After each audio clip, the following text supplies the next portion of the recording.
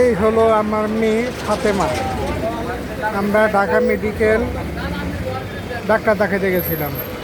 Doctor দেখা আসার পরে আমার মেয়ে ফাতেমা রাস্তায় অনেক ক্ষুধা লাগে।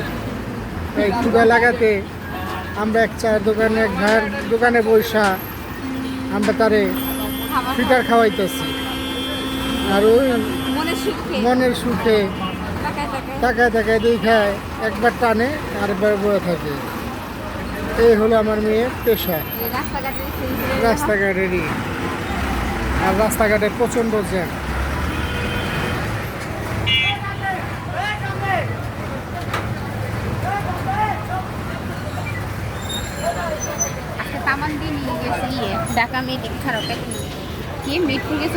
আজকে সারাদিন গেল মিটফুট আর ঢাকা মেডিকেল ঘুরতে ঘুরতে। আমার মেয়ে আজকে এই দিনে হয়েছে, আর আজকে এই দিনেই সব কিছু ঘুরলাম।